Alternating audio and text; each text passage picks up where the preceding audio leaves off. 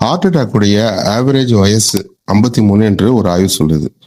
அப்போ 100 பேருக்கு heart attack நடக்குதுன்னா 50 நபர்கள் 53 வயதை தாண்டியவர்கள், மீதி 50 நபர்கள் 53 வயதுக்கு கீழே உள்ளவங்க.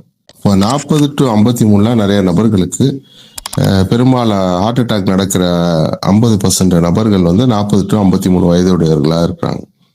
அப்போ இந்த இளம் வயதுல ஹார்ட் அட்டாக் நடக்கிறதுக்கு மிக முக்கிய காரணம் என்னன்னு, பிளட் ப்ரெஷரை கண்ட்ரோல் பண்றது.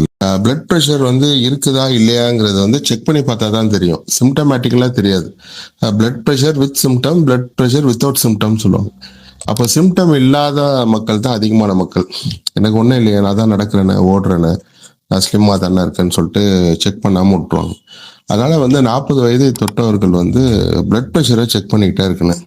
இப்போ சிஸ்டோலிக் டயஸ்டோலிக்பாங்க, higher number lower number. BP மிஷினை பார்த்தீங்கன்னா முன்னாடிலாம் டாக்டர்கிட்ட போயிட்டு பிபி செக் பண்ணணும். இப்போ நீங்க வீட்லயே செக் பண்ணலாம். பிபி மிஷின் 5000 ரூபா கிட்ட இருக்கு, வாங்கி வச்சுக்கலாம். அப்படி இல்லைன்னா மெடிக்கல் ஷாப்ல போயிட்டு செக் பண்ணலாம்.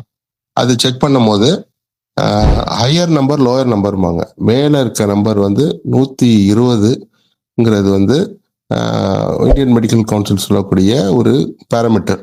120 இருக்கலாம் மேல, கீழே 80 இருக்கலாம் அப்படிங்கிறாங்க. அப்போ 120 தாண்டுது அப்படின்னா என்ன, மேல வந்து 120 தாண்டுதுன்னா 130 வரைக்கும் இருந்தா கிரேட் 1, 130 தொட்டுட்டாவே கிரேட் 2. என்னைக்கு கிரேட் 2 தொட்டுச்சோ அப்போ நம்ம வந்து மெடிக்கேஷனுக்கு உள்ள போயிடணும். ஒன்ஸ் பிபி மெடிக்கேஷன் உள்ள வந்ததுக்கு அப்புறம் ஆட்டோமேட்டிக்கா ஒரு வாரம் கழிச்சு பிபி எல்லாம் கண்ட்ரோல் ஆகும். உடனே செக் பண்ணா கண்ட்ரோல் ஆகாது, ஒரு வாரம் கழிச்சு செக் பண்ணா பிபி கண்ட்ரோலா இருக்கும். பிபி கண்ட்ரோல் ஆயிடுச்சுன்னு சொல்லிட்டு மீண்டும் பிபி மெடிசன் நிறுத்தணும்னு சொன்னா மறுபடியும் பிபி அதிகமாயிடும். இந்த பிளட் ப்ரெஷர் வந்து என்ன ஆகும்டா, உடலுக்கு ரத்த குழாய்களுக்கு போகக்கூடிய ஹார்ட் வெசலுக்கு போகக்கூடிய ரத்தத்தை ஸ்லோ டவுன் பண்ணும், அங்கே கிளாட்டை ஏற்படுத்தும். இதில் தான் வந்து ஹார்ட் அட்டாக்ஸ், ஹார்ட் ஃபெயிலியர்ஸ் நடக்கிறத பார்க்குறோம். அதனால வந்து பிளட் ப்ரெஷரை சரியான முறையில் மானிட்டர் பண்ணி கண்ட்ரோல் பண்ணிக்கிட்டாவே ஹார்ட் அட்டாக்ஸை வந்து தடுக்க முடியும், குறைக்க முடியும். அது இல்லாமல் பிளட் ப்ரெஷர் வந்துருச்சுன்னு சொன்னால் மற்ற பேராமீட்டர்ஸ் இருக்குல்ல, கொலஸ்ட்ரால் ஹெச்டிஎல், சில பேருக்கு வந்து ஹெச்டிஎல் வந்து ரொம்ப குறைவாக இருக்கும், அதுவும் ஆபத்து தான்.